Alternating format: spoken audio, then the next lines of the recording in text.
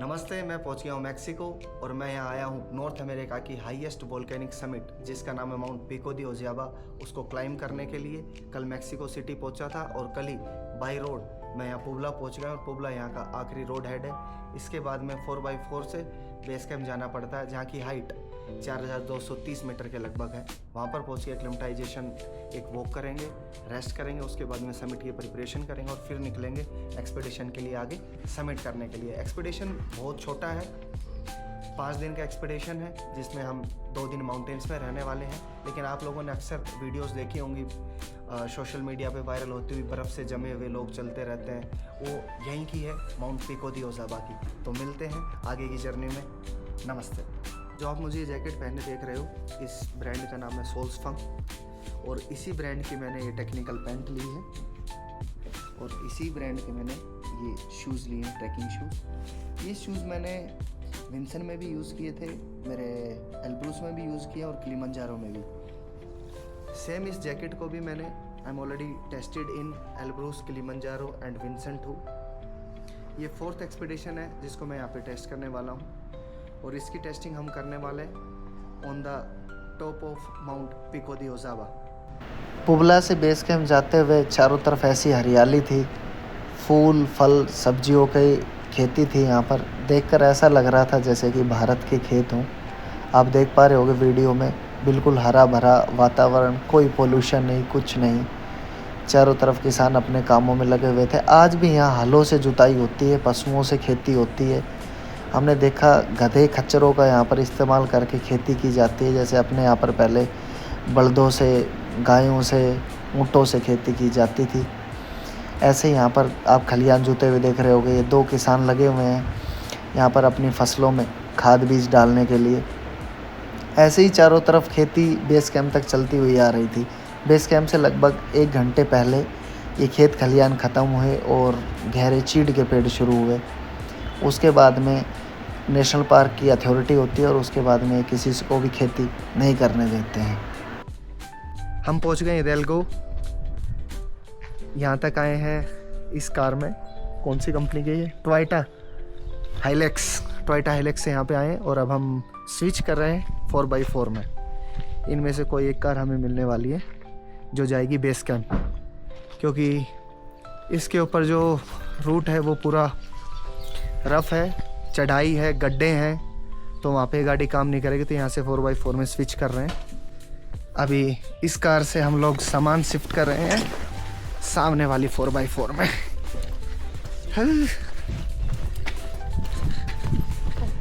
ये लो भाई, डफल आ गए हैं। हमारे डोगेस भाइयों की यहाँ पे पंचायत चल रही है। ये डोगेस हर जगह पहुँच जाते हैं, कैसे लाइन से बैठे हैं। और एक भाई वहाँ बैठा है, लगता है इसको वॉचमैन बना दिया। ये देखो एक और आ गया, कितना प्यारा लग रहा है। यहाँ पे हॉस्टल भी है और जो यहाँ पे हमारी कोलैबोरेटिंग कंपनी है, ये उसका इन्होंने सब ऑफिस बनाया है यहाँ पे। एक्स्ट्रा इक्विपमेंट्स और कई बार ऊपर से आने में देरी हो जाए तो यहाँ पे इसी गांव में स्टे किया जाता है, क्योंकि बहुत बार ऐसा होता है कि समिट से नीचे आने में काफ़ी देर हो जाती है। बहुत से लोग स्लो भी होते हैं, कई बार वेदर की वजह से भी डिले हो जाता है या हैवी रेन हो जाए, तो उस वजह से यहाँ पे रुकने के लिए डॉर्मेंट्री भी है, सामने हॉस्टल भी बनाया है और यदि कम लोग होते हैं तो ऑफिस में भी रुक जाते हैं। यहाँ पर आकर पता चल रहा था कि 4x4 गाड़ी क्यों लेनी पड़ती है। इतने गहरे खड्डे, आप ढलान देख पा रहे होगे, बिल्कुल कमर की बैंड बज गई। 4x4 में ऐसा लग रहा था कि पता चला कि L3 L4 तो आज गई। कमर बिल्कुल कट कट कट कट, एक बार इधर गिर रहा है बंदा, एक बार उधर गिर रहा है।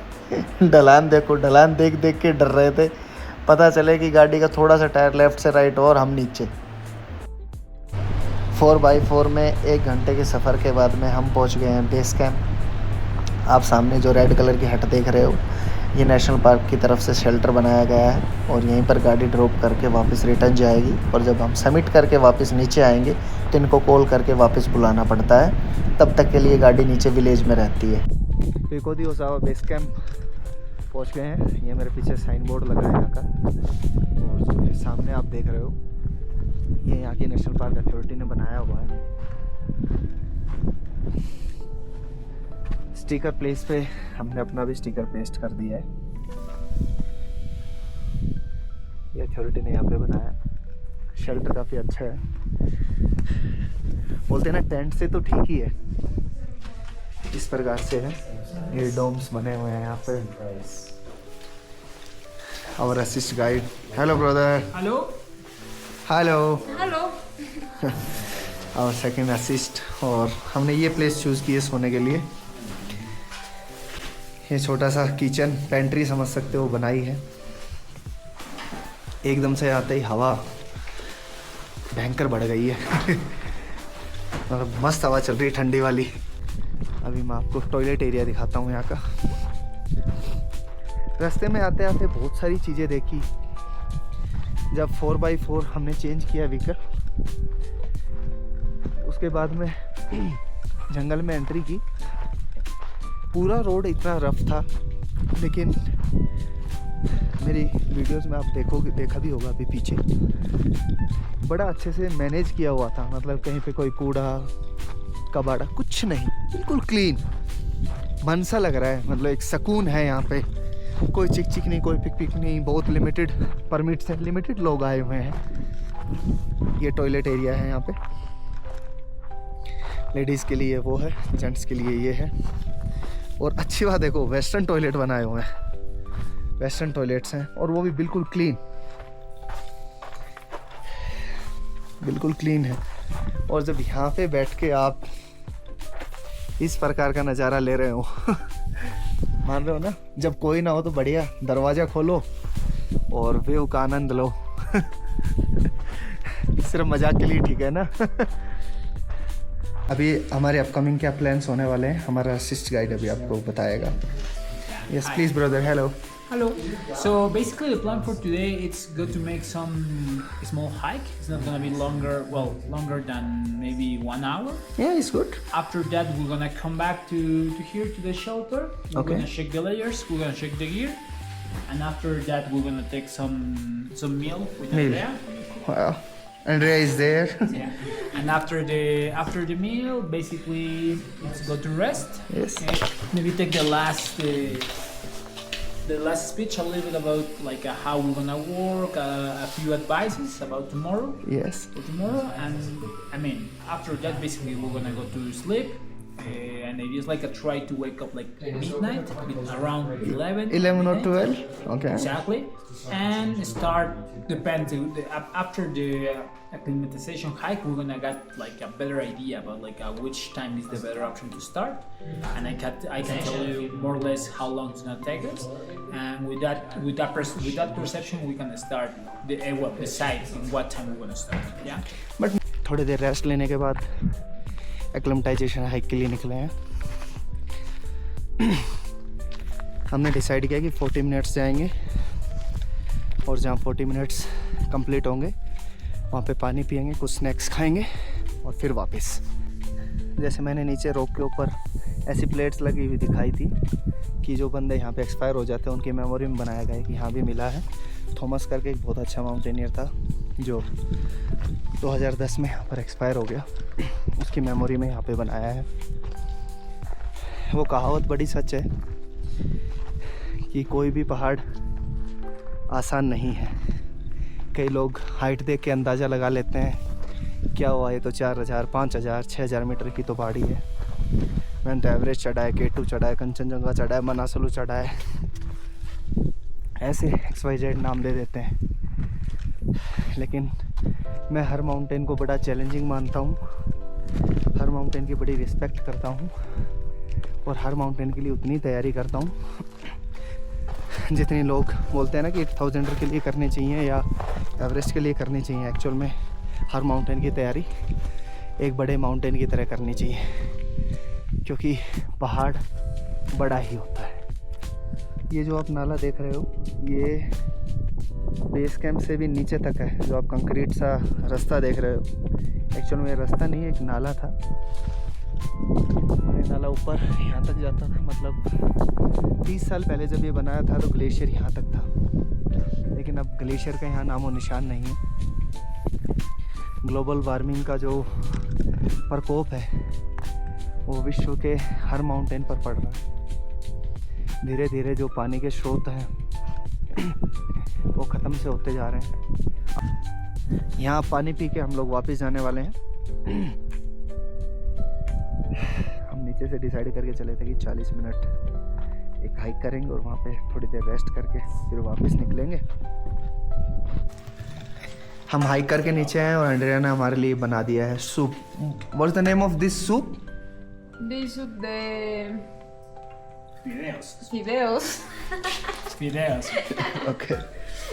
और यहाँ पे डिनर की प्रिपरेशन चल रही है। इस हाइट पे डिनर देखो, ये आलू की टिक्की जैसे बनाया है, ये कद्दू और अपना क्या बोलते हैं मशरूम है, ये एवोकाडो और टमाटर है, ये पालक है, टमाटर है, गाजर है और ये चने, यहाँ पे हमस बोलते हैं इसको, चने का पेस्ट है। इस हाइट पे ऐसा डिनर मिल जाए सच में एनर्जी ऐसी बूस्टअप हो जाती है। वेजिटेरियन के लिए एक बहुत बड़ा चैलेंज है, लेकिन जब हम प्रॉपर एक्सपीडिशन प्लान करके चलते हैं कि एक वेजिटेरियन को क्या क्या खाना चाहिए जिससे उसको प्रॉपर एनर्जी मिल सके, तो हम नीचे से प्रिपेयर करके ला सकते हैं और फिर कोई प्रॉब्लम नहीं आती है। नमस्ते। कल शाम को 5 बजे सो गए थे और रात को 11 बजे उठ गए। उठ के मैंने पूजा कर ली है, ब्रेकफास्ट रेडी हो गया है और हम भी रेडी हो गए हैं। ब्रेकफास्ट भी रेडी हो गया है। ब्रेकफास्ट में एंड्रिया ने बनाई है बीन्स कॉफ़ी और फ्रेश फ्रूट्स, योगर्ट मतलब दही, शहद। What is this? Muesli? Cereal. What is this? Cereal. Serial. अभी ब्रेकफास्ट करते ही समिट पुश के लिए निकलेंगे। रात के 12:40 हो गए हैं। हम लोगों ने बेस कैंप से स्टार्ट कर दिया अपना समिट पुश। राम जी की कृपा से वेदर बड़ा ही अच्छा है। हवा है लेकिन इतनी ज़्यादा नहीं है। आप देख पा रहे होंगे ऊपर तारे निकले हुए हैं और ये देखो चंद्रमा देवता और उसकी बगल में लेफ्ट हैंड में पीक का टॉप। पहला रेस्ट पॉइंट चले हुए 1.5 घंटे हो गए। बस विंड थोड़ी थोड़ी बढ़ रही है और हमारे भाई पानी पी रहा है। Hello hello. अभी यहाँ जस्ट 5 मिनट रेस्ट करेंगे।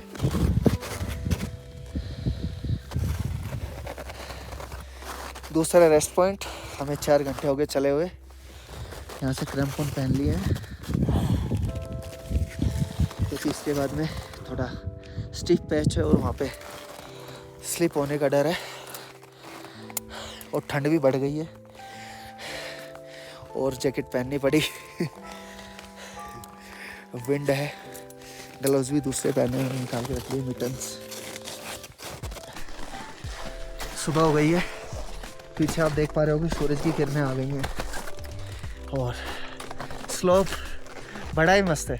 ये देखो, वाह। लेकिन विंड चिल्स है। ये देखो नाक कैसा हो गया, टमाटर जैसा। थोड़ी बहुत देर में ये जो सामने रिज देख रहे हो, मैं भी दिखाता हूँ। ये क्रॉस करने के बाद में हमें भी सनराइज मिल जाएंगी और ठंड से थोड़ी राहत मिलेगी। धूप निकल गई है और मैं निरंतर ग्लेशियर की ओर बढ़ रहा हूँ। धूप निकलने के बाद में सबसे बड़ी समस्या होती है कि स्वेटिंग होना शुरू होती है और बॉडी में थोड़ी थकान होती है। आप रिज पे देख पा रहे होगे बिल्कुल चिलचिली धूप निकली हुई है, लेकिन फ़ायदा एक है कि कहीं ना कहीं ठंड तो कम हो ही जाती है। तो सामने मैं उंगली से इशारा कर रहा हूँ वो है ग्लेशियर पॉइंट। अब मैं जिस रिज के ऊपर मूव कर रहा हूँ, मैंने और मेरे असिस्ट गाइड ने एक दूसरे को रोप अप कर लिया है, जो कि इस ढलान के ऊपर बहुत ही ज़्यादा ज़रूरी है। आप देख पा रहे होगे, आपके देखने से लग रहा होगा लगभग 90 डिग्री का स्लोप है, लेकिन ये लगभग 70 से 75 डिग्री का स्लोप है।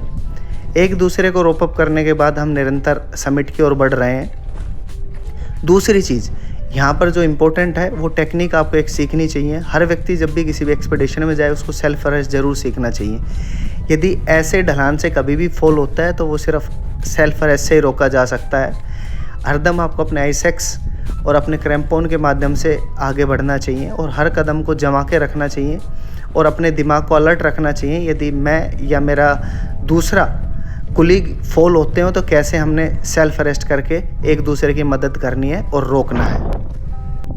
मैं हरदम हर पर्वत की चोटी पर पहुंच के पर्वत देवता को दंडवत प्रणाम करता हूं, उनका धन्यवाद करता हूं कि उन्होंने मुझे इस लायक समझा कि मेरी झोली में एक और अचीवमेंट उन्होंने दी। नमस्ते दोस्तों, राम राम। राम जी की कृपा से, आप सबके आशीर्वाद से आज मैं नॉर्थ अमेरिका की highest volcanic summit Mount Pico de ओजावा के टॉप पर हूँ, जिसकी हाइट 5636 मीटर है और ये यहाँ का 360 व्यू है। Thank you so much for supporting me. जय जय श्री राम। भारत माता की जय हो। भारत माता की जय हो। सक्सेसफुली पिको दी ओजावा, जो कि नॉर्थ अमेरिका की हाईएस्ट वोल्केनिक पीक है, उसको समिट करके बेस कैंप पहुंच गया हूँ और अभी 4x4 से पुबला की तरफ निकलूँगा।